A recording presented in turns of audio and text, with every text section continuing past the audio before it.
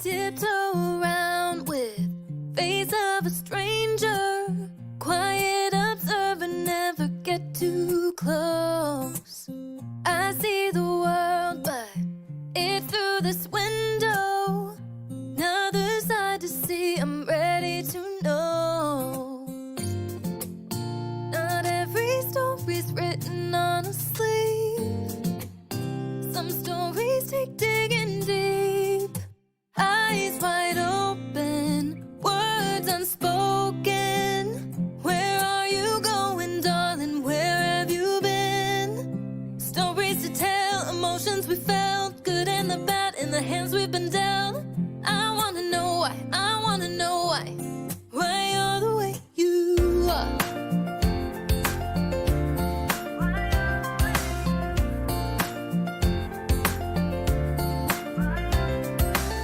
He's from the city, she's from the south.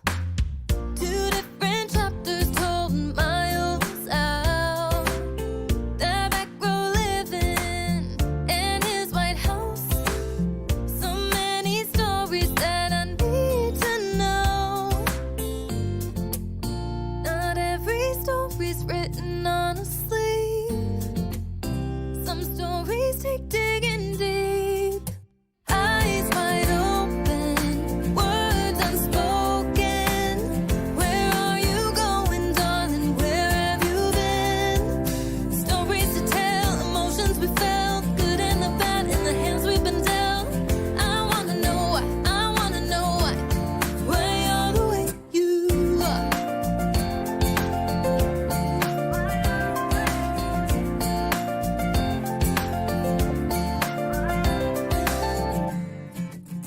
So many stories right in front of me.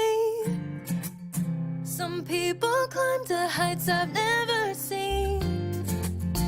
Too many falling down off their feet. These stories take digging deep. Eyes wide open, words unspoken. Where are you going, darling? Where have you been? Stories to tell, emotions we felt, good and the bad in the hands we've been dealt.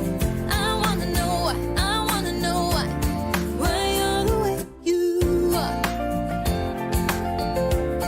Why you're the way you are.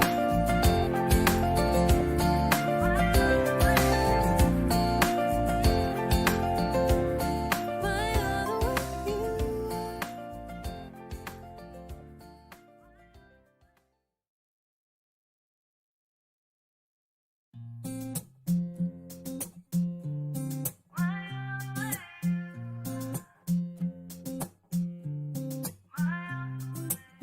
Tiptoe around with face of a stranger. Quiet observer, never get too close. I see the world, but it's through this window. Another side to see, I'm ready to know. Not every story's written on a sleeve. Some stories take digging deep. Eyes wide open, words unspoken. Where are you going, darling? Where have you been?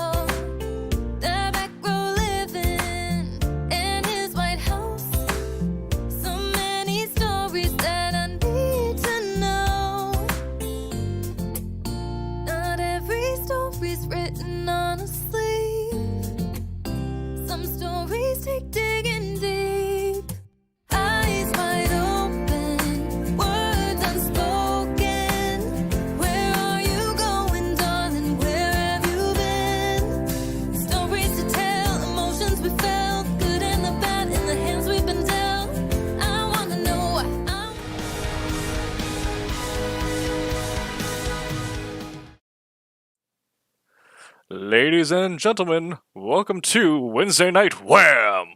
With your host, Sid Williams.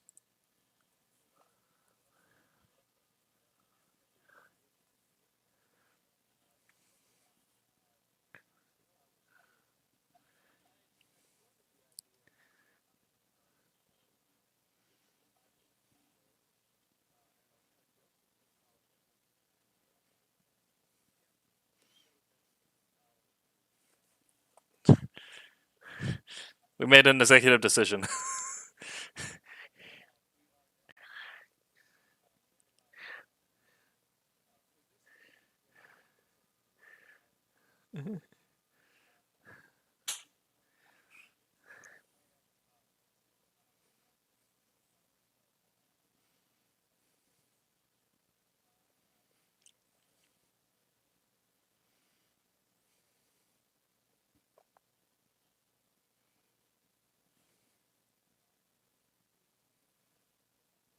Oh, let me figure out what's happening. Sid, you got no sound going through.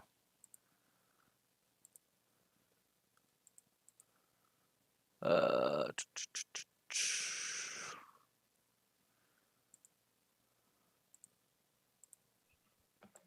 it no sound from me or? From anybody on the desktop. We'll try. Okay, go ahead. Okay, are we making sound There we now? go. Okay, now we are live with audio and video, the perfect storm of elements for a live feed.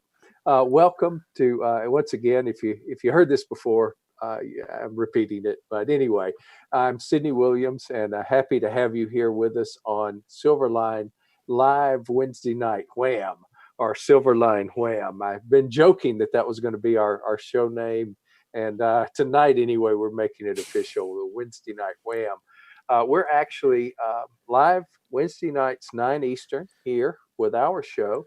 And Silverline Live on Sunday is 9 p.m. Eastern with Roland Mann hosting. And Roland Mann is the comics cheerleader and grand poobah of Silverline in general. And he has a Sunday crew that joins him. And then Monday nights at 9 p.m. Eastern, there is Silverline one-on-one, where Roland sits down and does a Bob Costas style interview with a Silverline writer or artist, and artist, inker, colorist, whatever. A lot of great talent here, happily. And so lots of ways to visit us, drop in, and certainly we welcome your questions if you're watching out there in streaming land.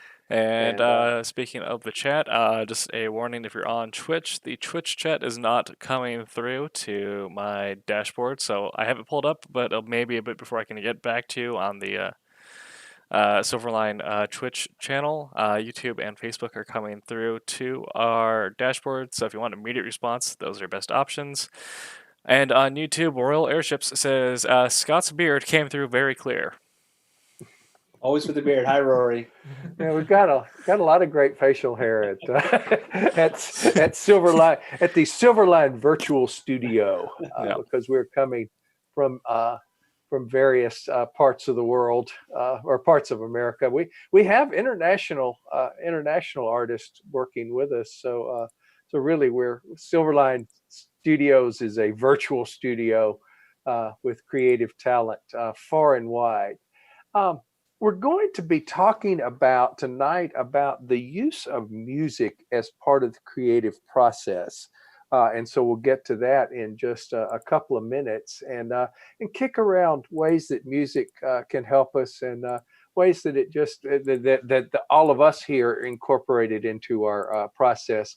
We won't be playing. We won't be playing actual tracks because of, well, the Digital Millennium Copyright Act frowns on that, and ASCAP, and a lot of other acronyms, and YouTube are not happy. Kick us off again. We got kicked off one time for something. We don't know what we did wrong on YouTube. We know what we did. It might have been one of my titles, possibly Deranged, available on Amazon. But anyway, before we go too far, we want to introduce everybody on the Wednesday Night Wham virtual sofa. And so I will go as in the order that I see people on my screen, and invite our participants to tell us briefly about themselves.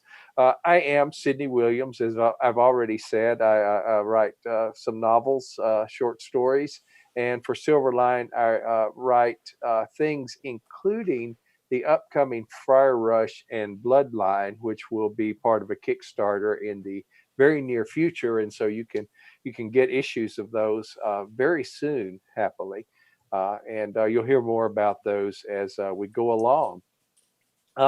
And first, to my right on my sofa, or left on my screen sofa anyway, is Tommy. Tommy, tell us, or Thomas, tell us who you are and what you do for Silverline. Well, as Sidney said, my name is Thomas Florimonte. I've been a comic book creator from the early 90s. I've worked for pretty much everybody at one point or the other, but mostly doing a lot of inking. I do writing, coloring, publishing. I'm also the co-owner of the printing company Wham. But what I'm doing for Silverline now is inking a book called Trumps. It's based off of the card game, and I will be doing some inking in the background while we talk a little bit about the music stuff, or for my case, lack of music. But yeah, I'm inking Trumps. Oh, cool. Well, next on my screen is Alex. And we see Alex doing some pencil work there. Alex, introduce yourself. And hello, my name is Alex Gallimore. I'm the penciler for Cat and Mouse currently. Tonight you'll be watching me pencil page 19. So we're right there. 4 more pages to go, and almost done. Well, on my end, but yes. Yeah. And Alex was the guest on Silverline One-on-One, which should be available on demand on all of our platforms. So you can learn a lot more about Alex and his work and his experiences there. If you want to. Yeah. And next if you want. Yeah, next on our Wednesday night sofa is our producer and virtually co-host, Tim TK, who is on the West Coast with the Silverline Orchestra. Tim, tell us what you're up to. I am Tim TK. I am on the left coast, best coast. And I am the producer for Wednesday Night Wham. I am also the associate editor for Silverline, as well as writing something which we haven't announced yet. So it's exciting. A secret project. We have several of those. So thank you and welcome. Thanks for keeping us on the air and our sound going. You might be able to announce it, at least the title, maybe. I have not got that cleared. I don't know. We'll see. Maybe a little pop in chat. It'll remain for the moment a stealth project. Okay. Give it a project title. Well, let's call it Stealth Fighter. All right, Stealth Fighter. There you go. Cool. Actually, that's a good title. Yeah. Next on the virtual sofa for me, in my view, is Scott. Yeah. So Scott, tell us what you're working on. Hi everyone. I'm Scott Wakefield in beautiful Western New York. I'm handling publicity, or trying my best to help out with publicity for Silverline. I'm also the co-creator and co-writer of an upcoming title called Steam Patriots. It's my first published piece of work, and that'll come out sometime down the line. Cool. Thanks for being with us. And joining us for the first time tonight is Andrew Cassetta. Andrew, tell us about your work. Well, I'm now doing some work for Silverline. I actually just graduated from the Kubert School about a month ago, and I would be drawing some things relevant to the story that I'm working on. However, I'm having some technical difficulties at the moment. So, but it's great to be here. Thank you for having me. This is cool. I like it. Very glad to have you. Welcome to Silverline Live, Wham, and hopefully you'll be with us more in coming weeks. And next on my virtual sofa is C. Michael Lanning. Hey, Michael. Hey, I'm C. Michael Lanning. I'm a penciler or pencilist here at Silverline for an upcoming comic with our host, Sidney Williams, called Something Big. And just what you'll see me working on tonight is page 8. So Cool. Very cool. It's wonderful. I love getting to watch these things take shape. And so glad to see that and glad to have you tonight. John Metych is connecting. Going to have John Metych with us in just a second. We'll get that. John, can you hear us? Maybe not. Oh, now he's gone. All right. Well, that was John. Now he's gone. Yeah. Now we can see John's icon. So we will introduce John when he is live. As I mentioned, we'll be talking music, and we did some prep for this installment, and created a playlist with some of our favorite creative music, the music that some of us play while we are creating, and so you can listen to that via Spotify. And I got the playlist down, the URL down to something manageable. It is tinyurl.com/creatplay, CREATPLAY. And of course, we will have this linked from YouTube and anywhere that we can add show notes. But that is tinyurl.com/creatplay. And so as we mentioned songs tonight or albums tonight, selections are whole pieces of music from those will very likely be available. And without further introduction or ado, let's talk about music a bit and kick around how it benefits creative work. First, and I'll kind of throw it open to the floor. Do you use music? Just period. Do you use music in doing creative work and while you're creating? Almost all the time. Yes. always in the background. Yeah. Anyone else? Any contrarian views? I believe there are some. Tommy. Yeah, from like I said, I've been doing comics for a while. Even when I was when I had an office studio space, I always listened to the news or podcasts, that kinds of things. Audio books is when I'm doing art. Now, of course, when I'm writing or if I'm doing computer code or whatever, that's a different part of the brain, and so I can't listen to that kind of stuff. But when I'm at home working, I sit in front of the TV. I watch TV while I'm doing all my stuff. So I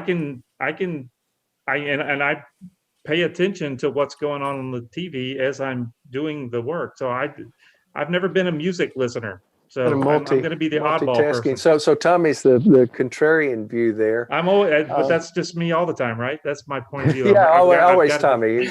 He's always off on his own cloud doing things right. a little Yeah, different. Don't want to know too much about characters. Don't want to. Don't want to listen to music.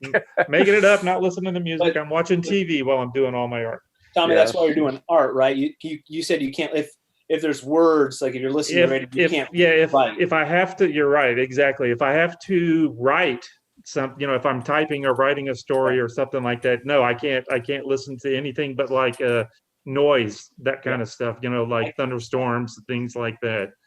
I can't focus if I'm reading something and then there's like audio, like the news or something. I can't do both. It's one or the other, or none at all. Like I hear both, and I'm seeing, and I hear nothing. Yeah. Nothing sinks in. So. Exactly. Same thing with if I'm coding or whatever, doing all computer code stuff, which I do a lot of also. Yeah, I can't have anything that's talking noisy, because then I start listening to it and I can't concentrate on what I'm trying to. But as far as artwork goes, I could just be watching. Well, My wife watches the Hallmark Channel, so I watch a lot of Hallmark while I'm doing this stuff. Yeah. Well, those plots are so deep; they're hard to follow. You really I know. He's yeah, single from the city and has a dog. That's right. And Yeah, it's a fair. exactly. Always a fair where nobody pays anything. Yeah. It's in a Hallmark show. Yeah. Well, I'm kind of the same way about writing these days. When I'm writing prose or comics, quiet is better for me.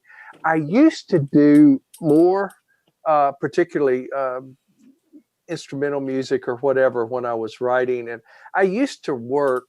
I was a newspaper reporter for years, and I worked from 1 in the afternoon till 10 at night. And then I would get off and I would start writing. I would eat dinner late and then really start writing about midnight. And I would play Tangerine Dreams. You guys have probably heard some of the tracks since they're on the playlist, but Tangerine Dreams Tiger, which is really technically instrumental music, although it has the poems of William Blake, such as Tiger and London, playing. But that was a great compliment because primarily, you guys know, I write darker fiction. And so that was really kind of the perfect complement to create darker stuff, writing at midnight and listening to kind of the dark tones and the mournful tones of Tangerine Dream with the reading of the poems, but it was not the lyrics. They're not really lyrics, and they kind of blended in. So that worked well for me in those days. But I've drifted away from that. Other thoughts, guys? Anyone else not do music? I will only ever not do music if I'm writing a very dialogue heavy scene. If it's not necessarily like floating heads, but if I'm trying to get wordsworthy and try to be very snappy or very smart with my dialogue in the moment, if I'm trying to convey more than just a plot point, and I'm trying to delve into whatever my editor tells me the theme is. But other than that, I will listen to just about anything and everything. Usually, just with what I feel like is an appropriate tempo. Yeah. Something to get you in the mood. Yeah. Mood setting seems to be, I think, one of the things that's emerging from what we talked about beforehand and what we're kind of talking about here. Other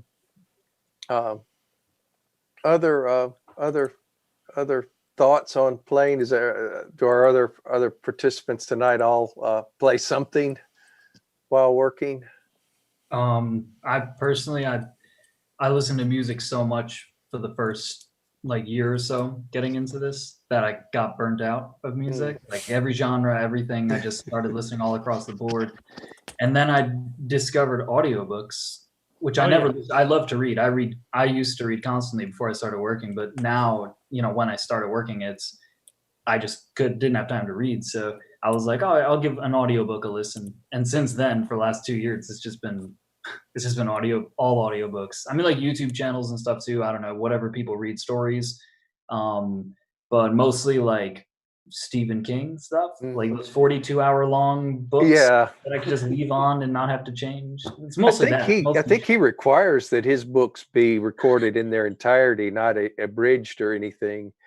Yeah, I don't know. I just know that that was one problem I found, was that I would listen to something and then I wouldn't like it or something, and I'd switch, but then I'd be taking my eyes off my work all the time. So I'd be switching a song.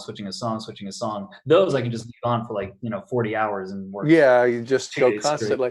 Do you find you follow the plots and the specifics okay while working, or? It's strange. Yeah. I find myself actually following along with it. I always keep things quiet if I'm doing more complicated, really complicated stuff like storytelling, like trying to figure out layouts and storytelling. That things kind of have to be really silent, just because it could, music or whatever, could pulls me out of the mood of what I'm trying to do. But if it's just straight up drawing, especially technical drawing, cars, planes, all that stuff, it has to be I got to be listening to someone talking to me. Yeah. Or else I'll burn out. Yeah, it's interesting because I think it does break up the monotony. I mean, writing and art and everything are such solitary pursuits. It's nice to have something else there, I think, and makes us feel less alone, even though probably we're, in this realm because we're all introverted to some degree and, kind of like working on our own stuff. But maybe breaks that up a little bit. There's also something, do you find that there is a zone you get into when you're creating that you kind of achieve a level there or whatever, and when you create anyone? Yeah, if I'm writing I want the music to match the genre, and so I shared a bunch of medieval music with you guys, and nothing's published or anything, but I've had ideas for fantasy stuff, and that kind of puts me in that mindset, and even before I start writing anything, I mean, I love music first of all, but I'll just sit and listen for 10-15 minutes and try to push everything else out to be in that world, in the world I'm trying to put onto paper. Yeah, and there are some. I believe we include some sea shanties and things from Scott's selections on again Tiny URL Create Play CREATPLAY. You can find some of those shuffling through the Spotify, but that certainly, I mean, is almost of the time frame of Steam Patriots, right, and kind of sets the mood. Well. What other? And I know we've got some of them on the playlist, but what are some other songs that you guys have liked, or tracks or whatever that have been beneficial to you? I don't really use anything period appropriate unless I'm writing something kind of more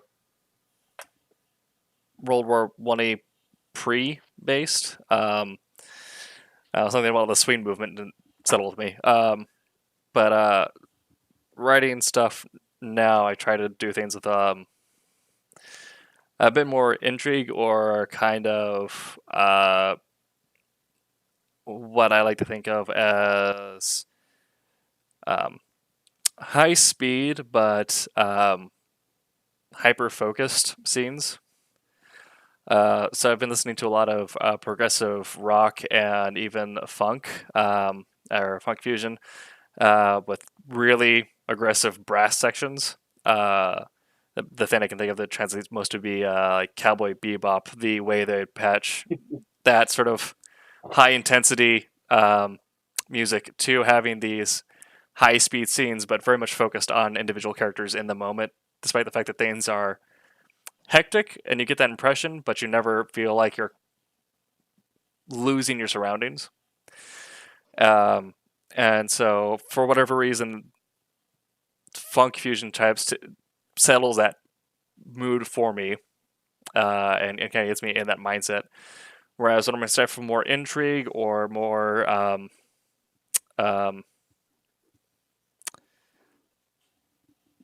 cyberpunky noir, whatever have you, more progressive rock, or kind of guitars played in non-traditionally sequenced patterns, kind of sets me up for that. Yeah. Well, see, Michael is working on a page here, as he mentioned, from Something Big, which is a comic I wrote. And as you can possibly get a sense of from some of the panels here, in part, it's a kind of an amalgam of genres, but in part, it's a noir parody. And especially for that final panel on the page there, you can almost imagine the sax music playing over that. Maybe we should do a playlist to coincide with our comics as well, and the same with Steam Patriots when it comes down the pike and everything. But, yeah, I used to get those books with like the recommended listening tracks, or with the companion cassette tape. Yeah, Just yeah, make that a bonus package on the Kickstarter where you yeah, yeah. The playlist or whatever. So good to keep in mind. John, are you hearing us now? Are we fully with you now? Yes, you are fully with me now. I am Uh, hearing you. I am seeing you. I apologize for the lateness. No Tech problem. But support tell us, problems. John, tell us about your work since you have joined us. John Metych has joined us now. Hey everyone, John Metych, editor at Silverline, writer and creator and letterer and pre-press guy for Sniper and Rook, which are behind me there, and Bad Guys Sight and Scope to the other side. So welcome and glad to have you here, John. thank you. And did you, you're slipping in after we had kind of dealt with it, but do you use music much in your work? Yeah, I always have something playing in the background. The approach that I've gone with, and it's kind of funny because a lot of people know, folks that are close to me now, work friends and everything, they know that my stuff is, the music I listen to is very dancey, very pop. That's kind of taking up most of my personal time these days. But when I'm writing, actually, a lot of stuff goes back to more like industrial or metal. The way that I'm listening to music, I listen to music and specific songs that I would view as being on the soundtrack for that specific issue of Sniper and Rook. So since it's an action, spy, thrill genre, that's where a lot of the faster speed metal industrial stuff comes in. One of the students I had back in 1998 was in a group called Maintenance of Order. They have a couple songs that are always like, they would be on my soundtrack. And I told that to Josh years ago. If I ever get a movie, you're going to be on the soundtrack. If you remember the opening to the movie, the original Triple X with Vin Diesel, that the whole transition from like the James Bond type of spy, and that was Ramstein that was playing. It was just like amazing. It kind of captured. So that's what happens when I write. I have scenes in my head that basically play out like little movies. I do essentially screen caps, and that becomes the panels on the page that I write for my artist to draw. So there's very much more fast tempo action type of stuff. My Life with a Thrill Kill Cult is one of my big faves from back in the day too. They owned, as far as I'm concerned, the soundtrack for The Crow with the song After the Flesh. That kind of music is what gets me through the Sniper and Rook action scenes. Yeah, it's interesting you mentioned the still frame or whatever. I used to mention that to students because often when people have never touched a comic script before or never written a comic before, and especially if they're used to working on film scripts too, they will write movement in a single panel. Mm-hmm.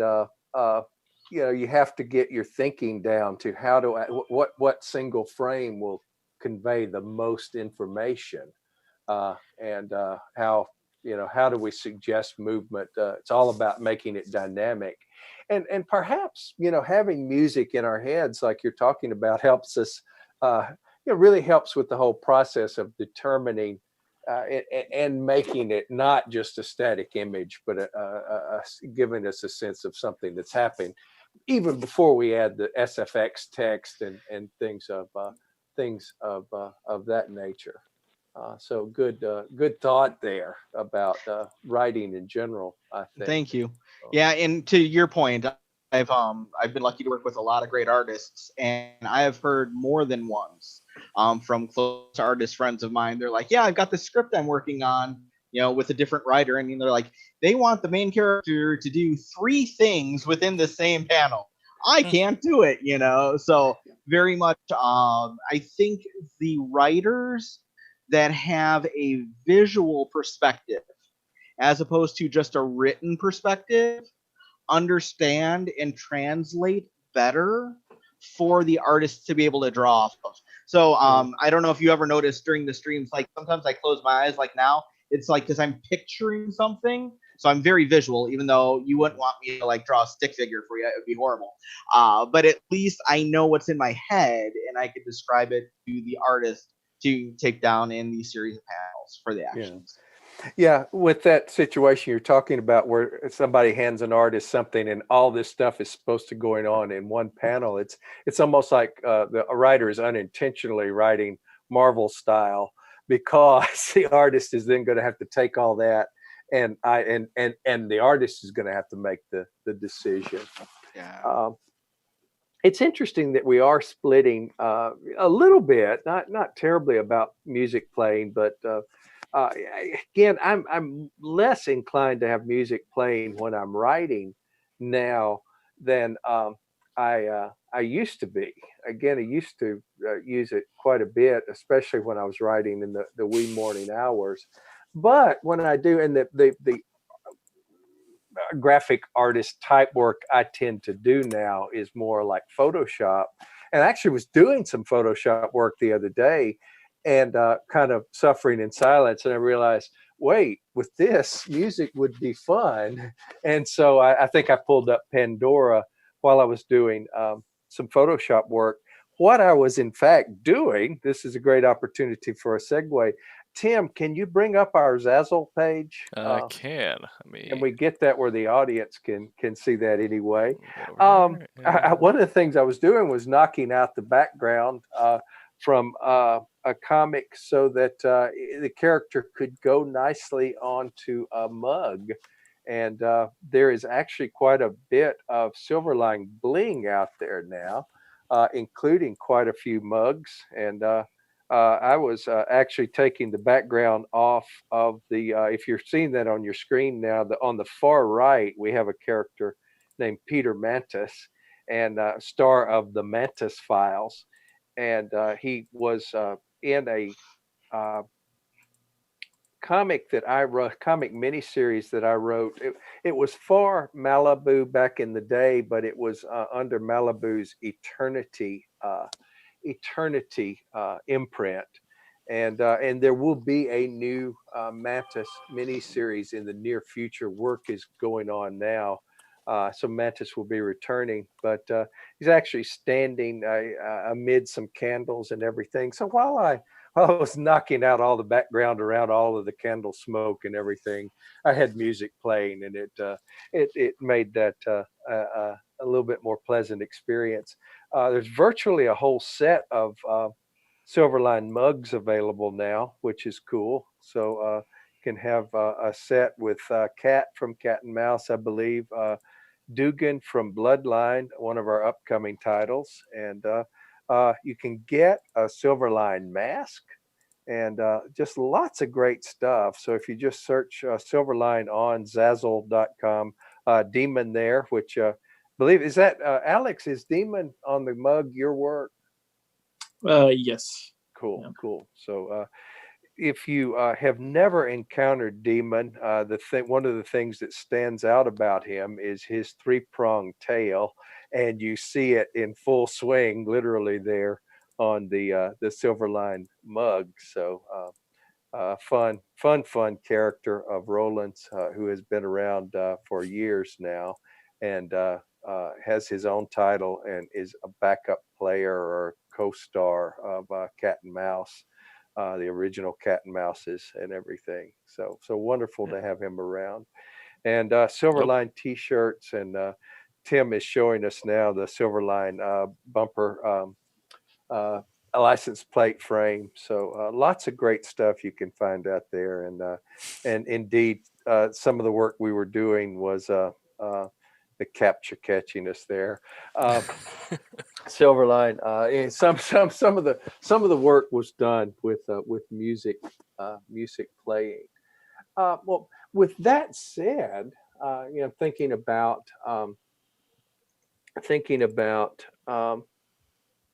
the way we're using it differently. And I know we can't speak for each other. The artists and the writers can't, but certainly the creative process is a little different. We're all of us, I tend to use the term artist we tend to differentiate artist and writer, but we're all creating. Everybody is creating. But what do you think, guys? Is the process of drawing or inking mentally different from the process of writing? And do you think music affects us in different ways? It's kind of hard for us to nail that down, but what do you think the differences are there? I can't do it. When I can, I can, pencil stuff and color and ink. It's almost like I go into a zone, and I can watch TV, watch wrestling, watch whatever's going on, Hallmark, like we talked about earlier. But as far as when it comes to writing, I can't have that kind of stuff going on because I need to think too much. So I guess maybe I turn off something when I'm doing the art, and because I've done it for so long, I could just do it. But when it comes to this, it's, I guess, a different part of my brain, or it is, isn't it? From the it is that scientifically, the left brain, right brain arguments are not as clear cut, if you will. Supposedly one side of the brain's creative, one is not, and that's not as clear cut as some. From writing to the artwork creative and pragmatic. I can't do it when it comes to writing and stuff. I need it to be pretty quiet so I can think. But when it comes to the art, you can just I can ink while we're, like, if I'm on a car trip, and I've got my iPad, I can ink while not while I'm driving, of course. but if my wife's driving or whatever, I can sit on the other side and I could just go to town. But as far as writing, I've got to have that white noise kind of thing going so it cancels stuff out. I will say, years and years ago, there was an article by the mystery writer Lawrence Block about the thriller writer Robert Ludlum in Writer's Digest. And he noted that once upon a time, Robert Ludlum, who wrote, I don't know if I've got any on my shelves over here, but Robert Ludlum wrote those big doorstop thrillers. Of course, the Bourne books are from the pen of Robert Ludlum. Oh. But he wrote on yellow legal pads and those massive books. He wrote it all longhand. And in the article,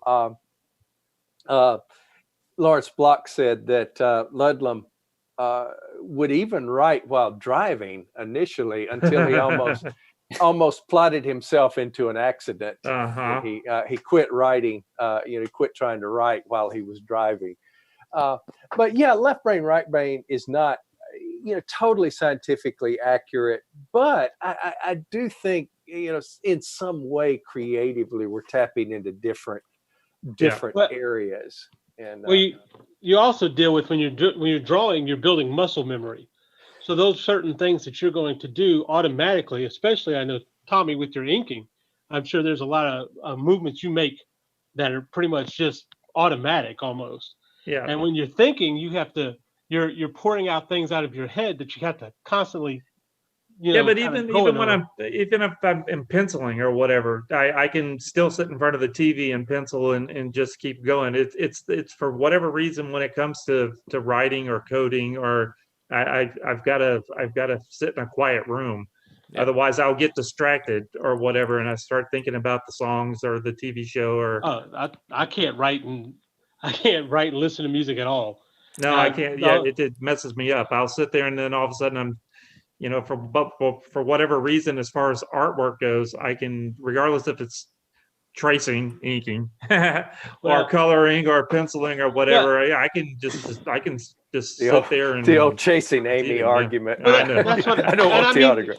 And I mean that with penciling also, there's certain movements and everything. Yeah, I guess so. Well, I mean, you already know what you're drawing, I guess, right. and you're just doing it, right? Yeah, but when you're writing, you're coming up something from completely nothing, right? I guess. Yeah, I guess maybe so. Maybe that's what I can see that. I mean, what you in any of the things. Probably of course, I will never thought about it that far. That maybe that's what it is. Speaking of left brain, right brain, though, I am left-handed by birth. But I had kind of a older kindergarten teacher, and even when I was young, and I'm 150 years old, even when I was young, this was not a practice that was adhered to. But she was from a school that said, if they're left-handed, teach them to write with their right-handed. Their right hand, it will make life easier for them. So I have a terrible handwriting, and I'm not an artist of the drawing, inking persuasion at all. I could do Photoshop work, but when you're writing, you can listen to music and all that kind of stuff, and still not get distracted and not get as work much anymore. I used to be able to. You, Tim, also you can actually jam out on something and just sit there and type. I can. And Amy on Facebook asks, I can't do you think it has to do with the fact that with Tommy's case in particular, that writing deals with words, and you get words like cross-pollinating from your television. Yeah. Whereas the pencil and inkling, you're not getting cross-pollination. It really could be. I just think it.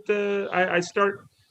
I don't know. I just get. I start getting drawn away from not concentrating on what I'm trying to write. I don't know. For me, personally, I find that, and again, and certainly, I was going to ask this later, but I mean, certainly, I find instrumentals work better for me. I do a lot better with instrumentals. But like I was saying, I have a harder time kind of dry starting if I'm getting into writing later in the day. If I have music on beforehand, usually I can get into the flow and then I'll turn something on. If I'm starting kind of later in the day, I posted about this the other day on Twitter. I actually have. Last time I got tested, I was 50% deaf in my right ear, and I have some tinnitus because of that. So, for the first time I have complete quiet in the house, I'm like, I can hear my ears. This is weird. So I have to take a little bit to get over that, and then I can start writing again. But once I get, so you need some noise. But once I get into the flow, I can drown out the tinnitus with some instrumental music. It's kind of I shared Caspian and God as an Astronaut for the playlist, and those are both kind of progressive metal groups that are just chord progressions and stuff kind of done to have the instrumentals take a journey. When I get to, if I'm writing prose and I'm doing an all action scene with no dialogue, and it's just I call it a John Wick moment, where it's just gunfight to gunfight moving through action scenes. I can turn on something with lyrics and something like what John said, where I feel like it would be the soundtrack. So that's when I put on something like Phineas or Fit for King, just some very heavy driving metalcore, and that's when I can have vocals that won't interfere necessarily with my writing as much. I gravitate to. So I mean, I love classical music, and that's easy for me, and that. Tim, I think I use music to get into the mood. I like I said, I sit and I kind of steep in it. And if there are words in another language, it's a lot easier. Latin is great. I mean, I don't know. Oh yeah. German, I have no idea what they're saying. So it's just notes going. But if like Sidney mentioned the sea shanties, or I try to a lot of 18th century colonial stuff I try to listen to. If it's a sea shanty and I want to sing along, that's all I'm doing. My hands will be poised, and I'm singing along with, all on the bowling. I'm not typing anything. Yeah. So if the words are in English, that completely overrides my ability to think about putting words down or writing a story. Yeah, I for a while, and it's interesting because it's not a particularly Christmassy album. It is maybe a wintry album, and for a while I would listen to the Windham Hill Celtic Christmas sampler.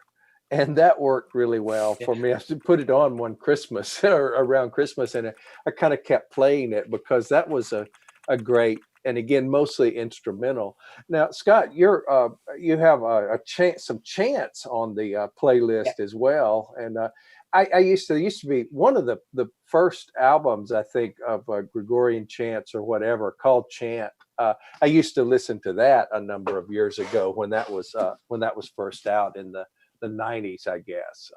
There was a brief, maybe a year-long resurgence of chant pop, like swing. Came back in the 90s for a month. Yeah.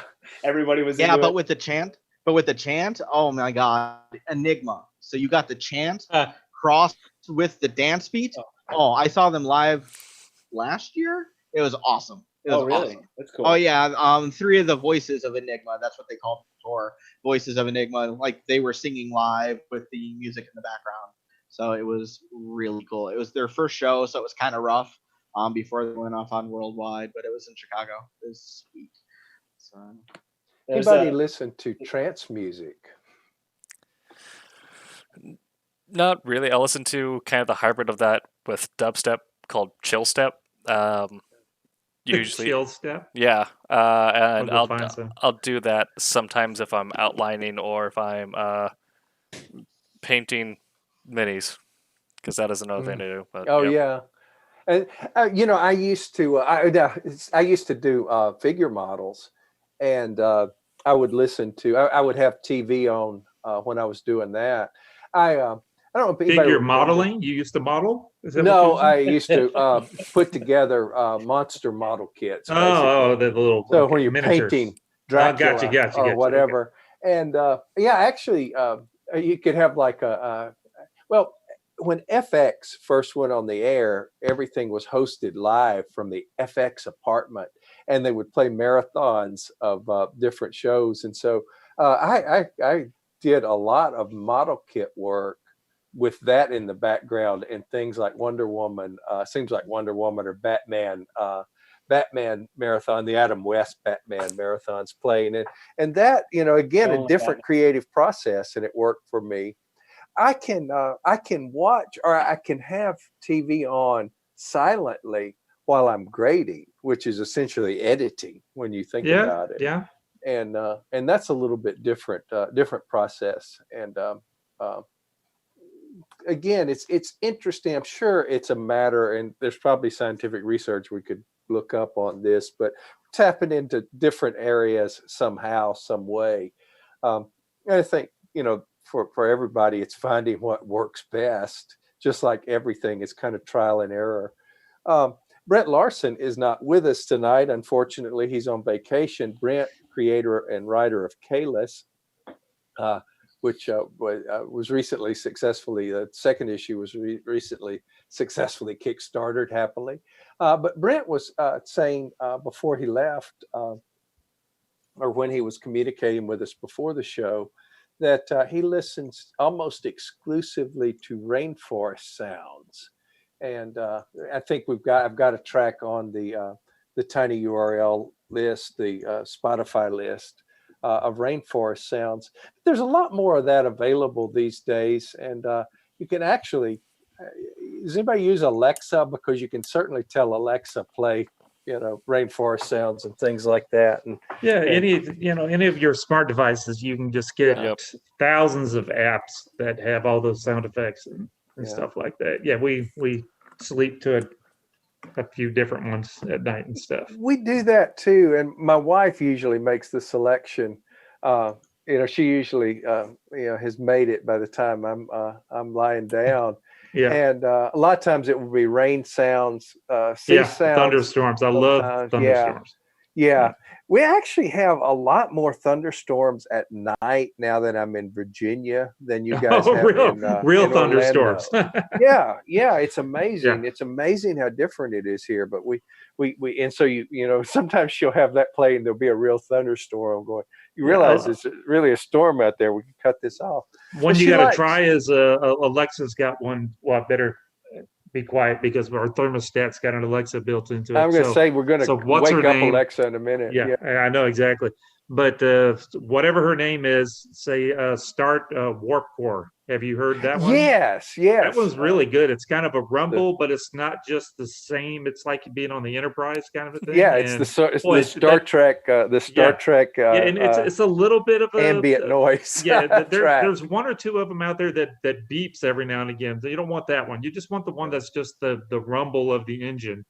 And that one puts me to sleep. That is a good one. And there's a train sounds, and so sometimes Christine will will have, my wife is named Christine. Christine will have train sounds going, which is kind of a great sound too, and probably would benefit writing as well, because there's, I think trains, are certainly romantic to us in many ways, because there's so, it's a distant sound, and there's, there's so much going on with a train. It's going from place to place, and it's carrying things, and I think it stimulates the imagination a lot when we hear a train. And I've been fortunate enough to do some passenger train traveling, which is a great experience. And so you think about, if you've done some of that, you think about that with the train sound. I was someone speaking. Go ahead.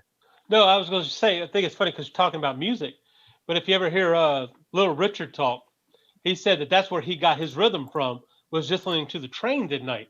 That chicka, chicka, chicka, chicka, chicka. You can hear it in the in his music. So I think it's funny, that it's inspiring even to musicians in a sort of musical way itself. So yeah, because there's a sound sequence going there. But yeah, I took a train took a train up to Charleston from Orlando a couple of years ago at Christmas time, and then to get back to Orlando, you leave very early in the morning from Charleston. And but it was kind of great being on the train. And I said, I tweeted, I think, I'm here somewhere between somewhere in the Carolinas, chasing the dawn, because it was gradually becoming daylight as we got further and further south, or whatever. Well, I think it has been mentioned, but we're kicking around the notion earlier about different sequences benefit. I think maybe it was Andrew that was saying, no, because you were saying you do the audio books, but someone was saying they think about soundtrack type music. I know John said it with spy music or whatever, but making a soundtrack per scene that he draws. And drawing to particular sequences or whatever. Anyone have a thought of that? I actually think that might have been me. It was okay. I thought maybe it was you, and then I corrected myself. Yeah, it was the question. I believe was more like, does it, like, not thinking about the mood or anything, but the pacing. Like, does listening to something like hardcore dubstep or metal or something help you draw an action sequence, which is much more fast paced and like impactful, rather than listening to something like classical music, like one of Chopin's nocturnes or something like that? Does that help you draw like slower paced scenes? I don't know, love scenes, maybe even something like that. Like anything, does the pace of the song help your pacing of the story? I guess that's more geared towards artists was my question, but for writers too, whomever it applies to. But the artist in the room, do you have thoughts about that? Does I think in all of our work, especially with comics, we're talking about the visual aspect of it. We are all trying to make visual stories, and stories that are not constrained to the page. Certainly, you guys break things out of panels more, and seems like maybe you would be more inclined to do that, with a great exciting sequence playing or going while you're having a superhero throw somebody through a window or whatever whatever the story calls for. Usually I'm watching something, so I really haven't had that experience. I know you kind of have, like, Todd McFarlane will sit there and go and while he's drawing and doing all that. So, but I haven't tried it yet. It might be something that I will try just to see, because sometimes when you get that music flowing, the rest of your body kind of follows that. So I wouldn't be surprised if it does help. Yeah, it's interesting. It's interesting. I think, clearly there's some things we mentioned, probably the things we could research, and possibly the things that are not defined that it benefits. Because I know, there are many, you guys are more versed on this than I am, the artists, but I know there's a lot of artistic theory. And there was one exercise back in the day where you would turn your be trying to draw an example, and you would turn your page upside down and do it, and that was supposed to tap into a different mental muscle or whatever. See, Michael, you were speaking about the muscle memory earlier, and I saw an interview with Charles Schulz, who drew Peanuts, of course, many, many years ago. And it was amazing because he would be talking and drawing Snoopy or Charlie Brown, and it was like just a few strokes, and he would do them because he had done those characters for so many years. And I think he did Peanuts without an assistant or anything, day in and day out for his entire career. I know Hank Ketchum, who did Dennis the Menace, eventually had assistants and co-writers and things. But Schultz worked alone, I believe, almost completely exclusively his whole time. And I know his children wanted to retire the strip, didn't quite happen. But well, I was going to look at some of the tunes on our playlist, and again, our playlist is tinyurl.com/create play, create play, but without all of the letters in create. John, one of your, when I mentioned Tangerine Dreams, Melrose came to mind for you. Any particular things about Melrose that you find beneficial, or what does resonate from that for you? That one for me is kind of one of the slower albums that's kind of nice and relaxing. It was apps, and that actually was my first Tangerine Dream album, so that's kind of mine. If I was going to do something more along the lines of instrumental and wanted something that's a little faster paced, I'd probably go with, maybe like Optical Race. I think Optical Race would be probably a good one for some of the fast music. But yeah, for like an instrumental in the background while I'm working, Tangerine Dream, definitely some great stuff. Nice. Yeah, and that's actually quite different from obviously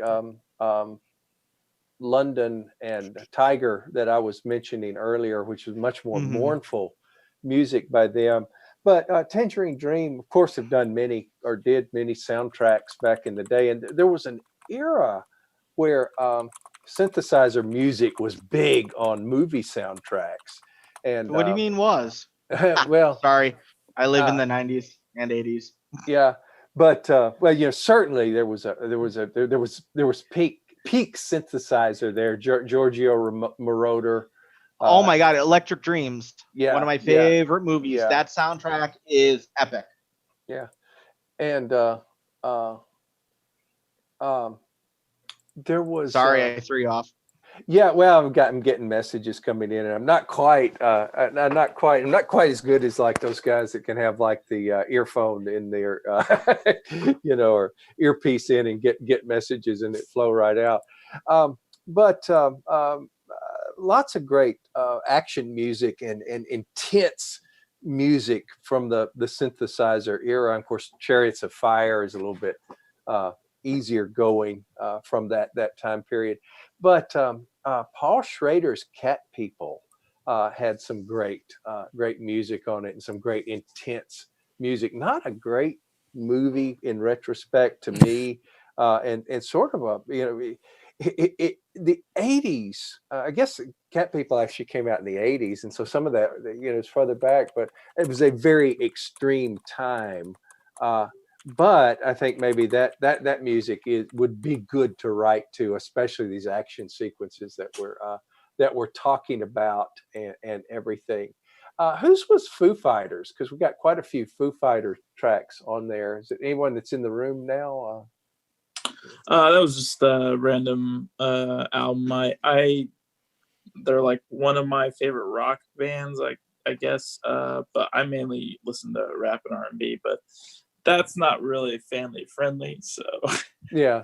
Well, we've got we're we're not not live with these. They're just things that are on our Spotify list. So.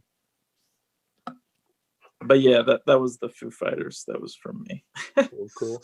Well, one that I had thrown in, I don't know if I have ever written to it, but I did. I recently wrote a Gothic romance novella called Strake Hall for a collection called Love Among the Thorns. And in retrospect, and I did, Facebook will let you do little music associations with your Facebook story. And so I did a cover, I did the cover art from Love Among the Thorns, and I threw the Gothic Archie's Abandoned Castle of My Soul because that seemed like the perfect music for a story set in a Gothic Scottish castle, which was where my story was set. But I would think it would work for me mood-wise. And the way that I discovered, I guess we're going to go to a place that we said we wouldn't go. No, it's not. Okay, no, we don't have to go to a bad place. I'm sorry. Different sequence of books. But years ago, iTunes would have celebrities. They may still do it, but years ago, iTunes would have celebrity playlists, and they had a Lemony Snicket playlist, and which would coincide, of course, with a series of unfortunate events and all of those. And Gothic Archies was on the Lemony Snicket playlist, and so that it stuck. I bought some of the songs then, and I think, if I were still heavily writing to music, I would throw them on. Although there are a couple of those, tracks of theirs that are a bit discordant, but anyway, that's why that's on the playlist. We've got some rainforest music on there, and we've got, of course, about a 13-minute track of chants that Scott gave us, I believe.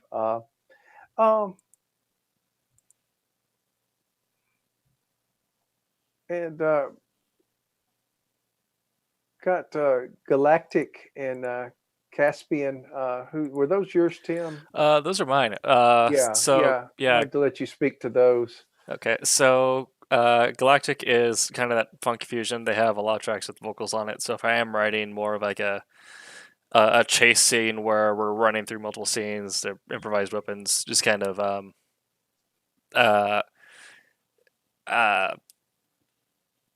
almost more like, I don't know, the more action type stuff that isn't necessarily supposed to be like heavy and brutal, but is just kind of fun, a little bit chaotic, but very focused on what the characters are doing. That's what I'll listen to. Caspian and God is an Astronaut, those are both progressive metal bands that progressive rock that use very interesting guitar sequencing with some keys underneath them, some alternate instruments, but it's mostly just these the rising and easing tension of guitars in different places, and so those are used for sort of writing my scenes. They're supposed to be more intrigue based, or where I'm just kind of turning up the screws on characters, just trying to build tension or build up suspense. If I am writing something that's supposed to be very brutal in terms of its action, where if I was to say write some franchise work known for its particularity for exciting combat and chainsaws on swords, I listened to a genre very, very niche, instrumental gent, which is a form of progressive metal known for just having chugging empty chords. So if I'm thinking of something that feels like The Raid, or is just, if I want the reader to have the full visual image of someone's arm being punched, breaking at the elbow, and pain shooting through the nerves, that's what I listen to. So great songs there. This John is sending me messages with new songs as we speak. So Kind of this some of is, the things we talked about, but I yeah. didn't get to you for the playlist. So, if people are watching and they want to go back and check the playlist later, there's some new stuff on there too. I will also but yeah. share one new thing, but yeah, I also have the playlist shared in the Facebook chat. Excellent. So easy click there. And I was going to say, this is going to clearly we're going to be adding some tracks. So this is going to be a growing playlist. And for anyone that wants to sample these, certainly it will be a great tool to have available. And it will be a growing list. And there's a way to make those collaborative. And so I'm going to see if I can do that. And we will just eventually have hours of great background music for playing. Alex, we've switched over. John. See, Michael had to leave us tonight, so we have switched over to focus, I believe, on Alex's work. Alex, what are you drawing tonight?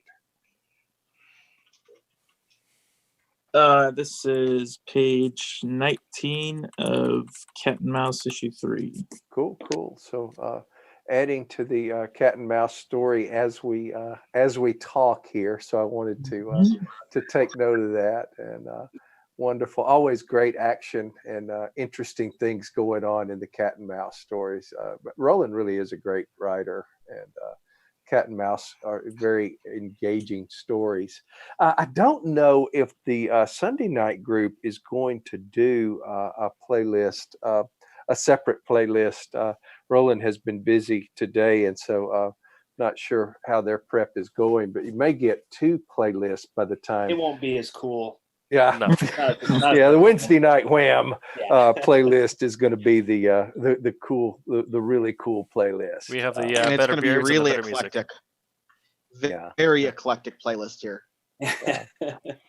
Well, we will diverge a bit from creativity and music, but I'm curious, does anyone in the room have a favorite concert that you've been to?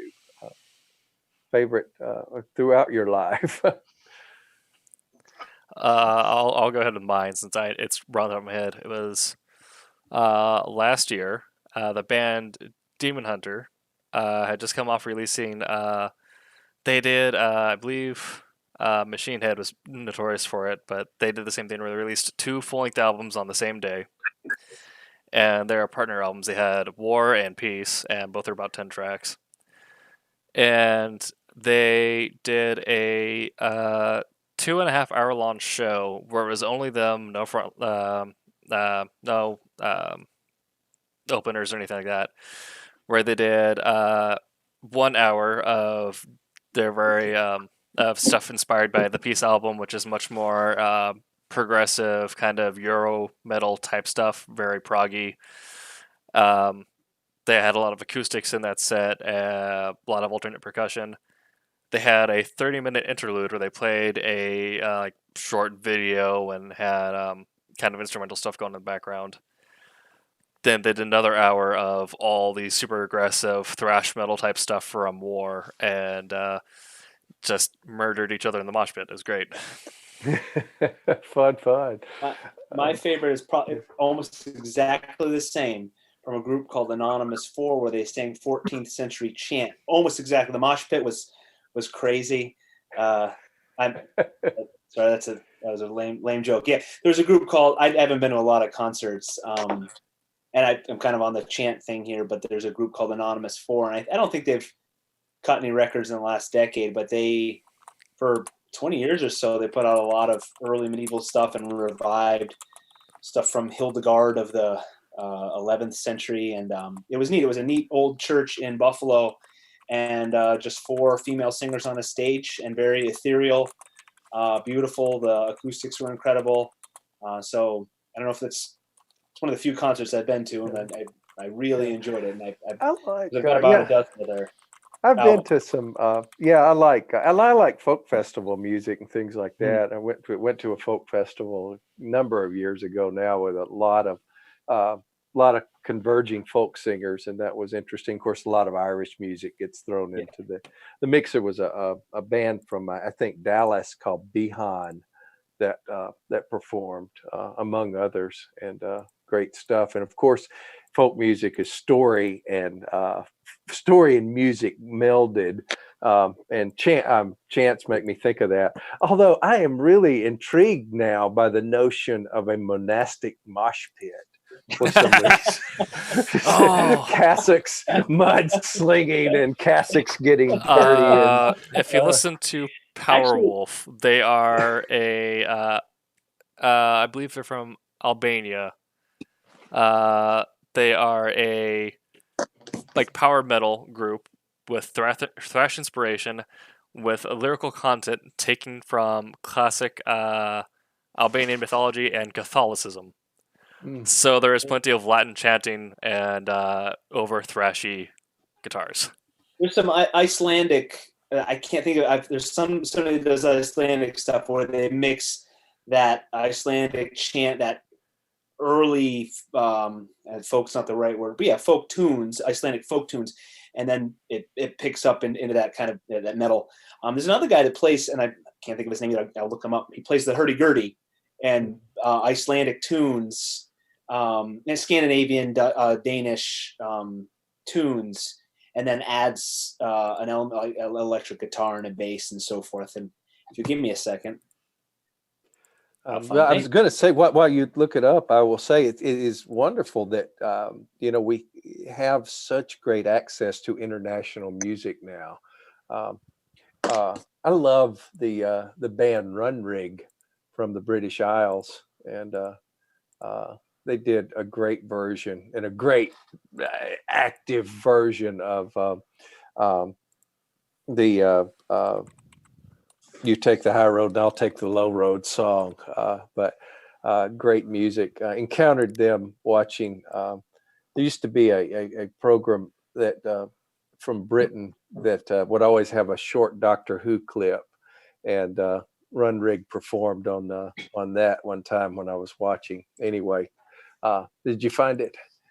Yeah, so it's the album's called Hurdy-Gurdy Equilibrium, AE, Equilibrium, like Aeon Flux. His name is Andrei Stanislavovich or Stanislavovich Vinogradov. So it's super easy. Hurdy-Gurdy Equilibrium. Interesting. And, cool. Hurdy-Gurdy. I was on a kick for that for a while when I was doing a classical show, and I was playing it for about 2 hours. And my wife, she very lovingly, can we do something other than Hurdy? Because there's always that like a bagpipe. There's always that drone note. Every song starts with a and enough with the hurdy-gurdy for a while. That's very good. I'm not sure what country they were from now, but there was a band, and they were on Spotify, the Great Old Ones. And I actually wrote the lyrics for a song for them. It was kind of a barter situation, but I wrote the lyrics for a heavy metal song for them that was Lovecraftian. And you got to put that on the playlist. We got. I need to find it. I think I'll look for it. It's I can spot it. It's like they gave me the word. I can't even remember the word, but there were certain things I had to work in. And the lyrics are not particularly important to to a heavy metal song, but not quite true. Maybe not quite true. But anyway, I did. I'll find it and add that to the playlist. Sure, it's on Spotify. Add it to the list. Yeah, but anyway, great. Just great that things from around the world are at our fingertips now, and usually legally with things like Spotify. I was going to say, it's not my favorite concert, but my weirdest concert, or the weirdest concert I found myself at was my wife and I both were reporters. We met while reporting, being reporters, and somehow she drew the assignment to cover a Vanilla Ice concert one year. That's awesome. And does anybody who remembers Vanilla Ice in the room? Does everybody? Turtles 2 or 3. Which Ninja Turtles was he in? Go Ninja, go Ninja, That's go right. Ninja. Yeah, he was in Thank one you, of John. those. Thank you. I forgot he was in a Turtles movie because he did like Cool as Ice or whatever. One of his he did. I have that on laser. He did it. And of course, it's a riff track. There's a riff tracks version of it now.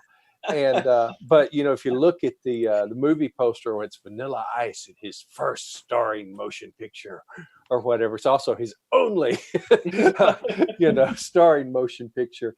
But anyway, and usually I was the entertainment reporter more than my wife was. She was actually a medical reporter. Interestingly, but somehow she drew the short straw of covering a Vanilla Ice concert. It was around the time that the controversy had come up about where he was really from and if he really, had been, lived on the streets and all that, and or if he was in the Glee Club or whatever. I'm repeating Really stuff. how tough Nobody Robert get Van mad Winkle at was. me. But anyway, we had to cover a Vanilla Ice concert, and there was this kid there unattended who was like 12, and he was smoking. And so, everything is It was real Vanilla active. Ice. That's who it was. Yeah, he was in the aisle, but he was, but this kid is like annoying the whole time. And you get like real active. They would get real active, and everybody's doing all of these numbers and all. And he's doing all this with a cigarette. And going, "Will you watch what you're doing, kid? You're going to set something on fire." So more than anything, that's my memory of that of that concert, and just being finding myself at a Vanilla Ice concert, I guess. And if they're Vanilla Ice fans, I love you. Don't send us. What you're really not saying is that you paid to go see that. Well, yeah, I think we got reimbursed. You made up all of the stuff about the reporting and all that you actually went to see. I would go to see. Okay, you got me. I was a fan back in the day. Can you shave your sides? We Get got the motorcycle. The flat top thing. We got a hot take on Facebook that I agree with. Never. Let's say Go ahead. Wubba Fett says snow was better than Vanilla Ice. Oh no, that's fighting words. I will. Okay, we will be divided about that. I would concur. Yeah, and Snow was before Vanilla Ice, I believe. Was Snow the one with Informer, if I recall correctly? Yeah. Yeah, thought so. Hey Sid, could I jump off of yours? So you were talking about concerts, favorite concerts. You said the weirdest concert you ever went to was that one. So the weirdest concert I've ever went to was Weird Al Yankovic. I saw Weird Al just in February. Cool. Not performing, no, at Pensacon. He I'm sorry. Go ahead. No. I want to hear about this.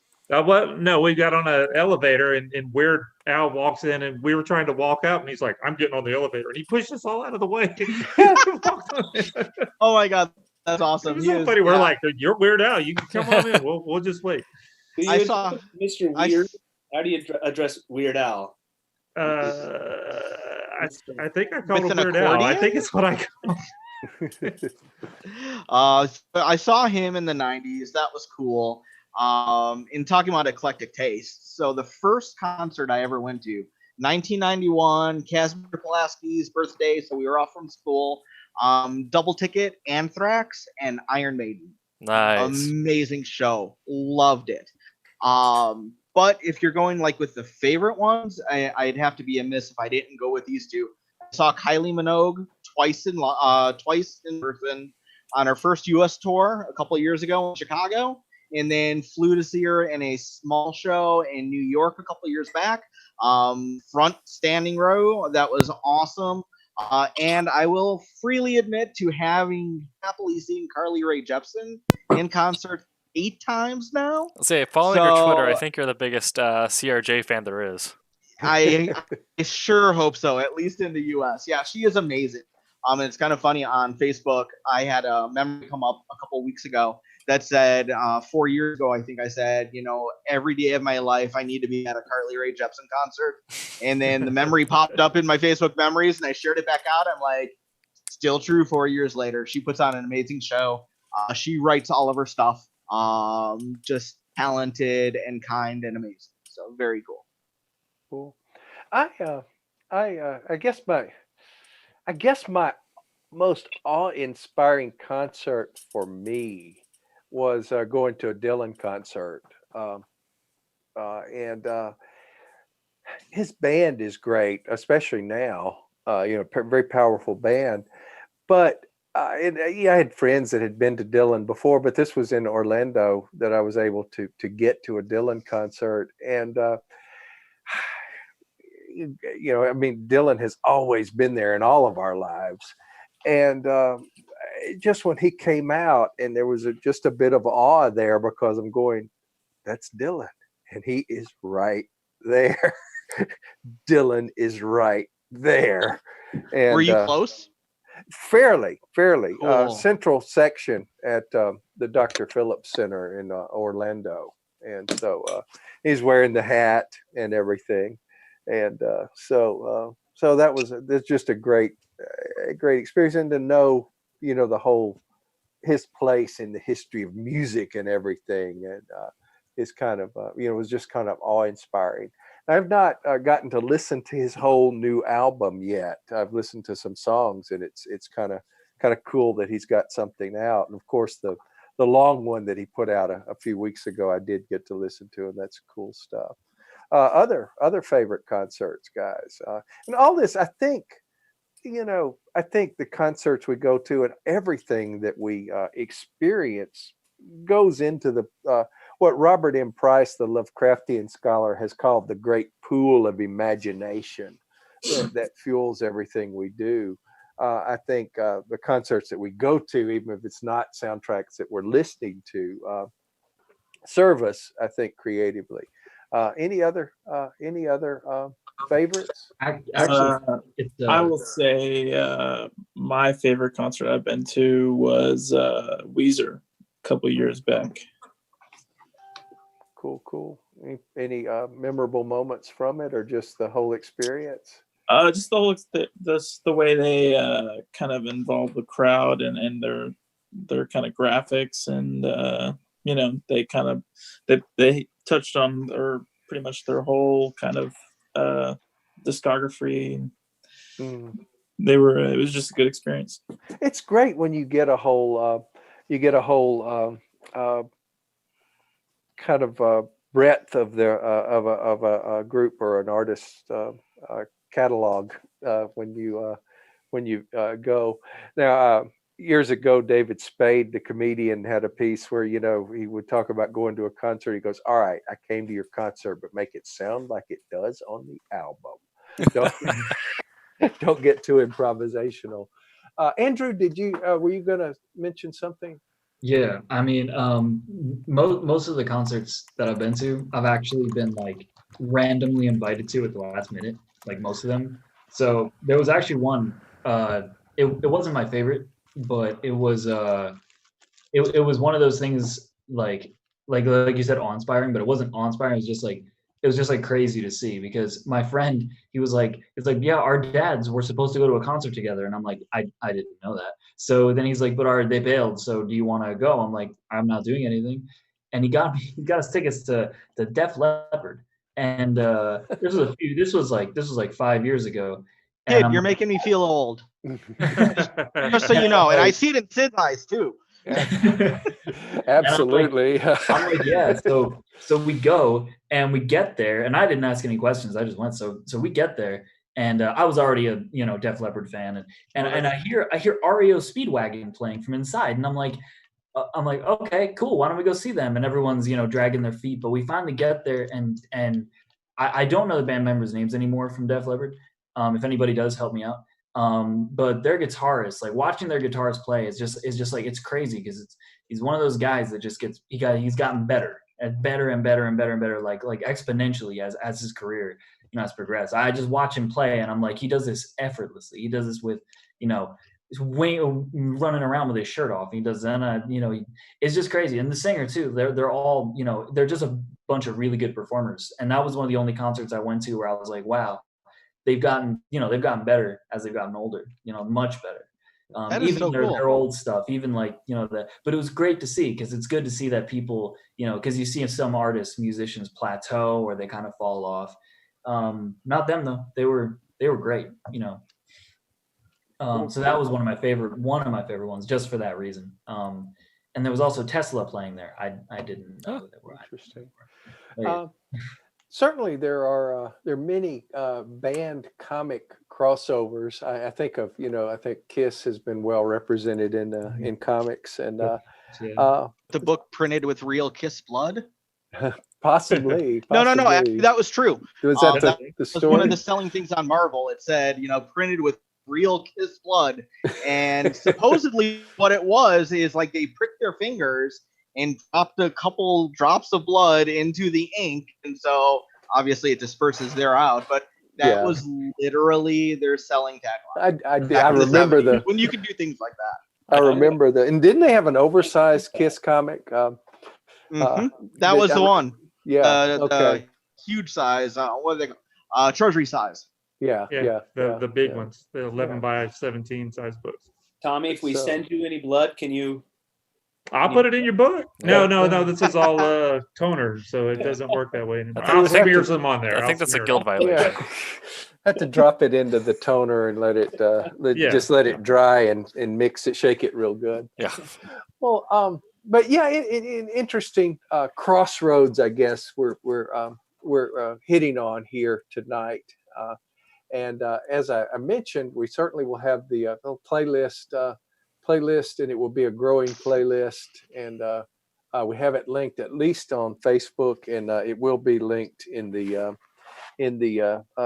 show notes on YouTube or whatever. And I don't know if Twitch will let us add links, but we'll figure something out. And we'll tweet it as well and make it available. Well, guys, that's taken us down to the bottom of our second hour, which I think is a respectable amount of time to be here, and we'll tie people up for a while on demand as well. So I think we can wind down.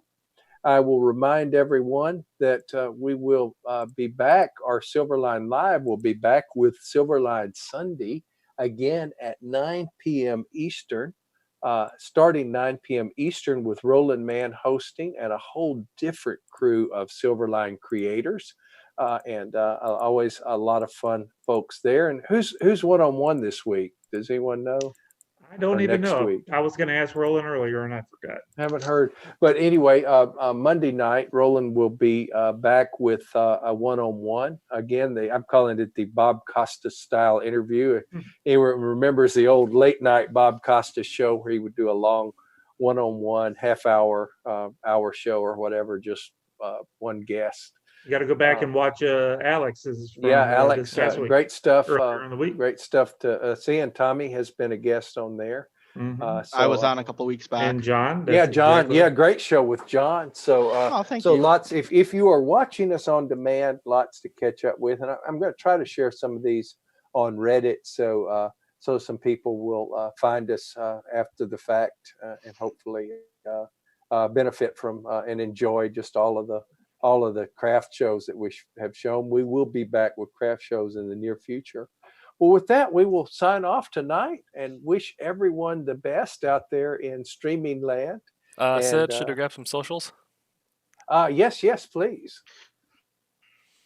All right. You can start, Tim. Okay. I'm on Twitter, Facebook, Instagram at TimTKWriter. I am on TikTok at Tim Doesn't TikTok, and I'm here on Twitch at AgroBacon. And speaking of franchise work, tonight I will be live with a shoutcasting a battle report for Warhammer 40,000. Nice. Andrew, since you are visiting the first time, what are your social media bona fides or whatever? So I'm on Facebook, Instagram. I have my own website. So for Facebook, it's AJ Cassetta. That's AJ, the letters. And then for my Instagram, it's Art of AJ Cassetta, and that's the same name as my website. So my website is artofajcassetta.com.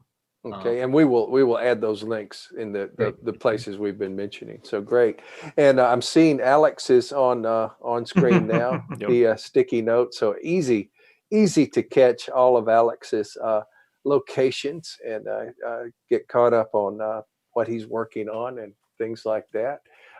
John, where can we find you? Mostly Facebook. So John Metych III on Facebook, or facebook.com/beta3comics, because we've got our books up there as well. If you want to find me elsewhere on the internet, just do a Google search for Cylon0011, and you'll most likely find me. Cool. Scott? Steam Patriots is on Facebook at Steam Patriots, and the same on Instagram. And I'd love if you could follow our illustrator, David Mims. He's Mims Mac Art, MIMSMACK Art, Mims Smack Art. Excellent. So we will definitely do that. And Tommy, where? Just look for Thomas Florimonte. I'll spell it because nobody ever spells it right. It's FLORIMONTE. I'm on just all the different social media. So you can go to infernostudios.com, and that has all of the links to everything. And I do have a TikTok page, but there's no followers on it, so I'm not doing anything. So I was going to say with Tommy, Inferno Studios, Tommy TikTok. The burning question is, where can we find Tommy? And the answer is everywhere. Everywhere. And, just Florimonte. Look up Florimonte and you'll find me.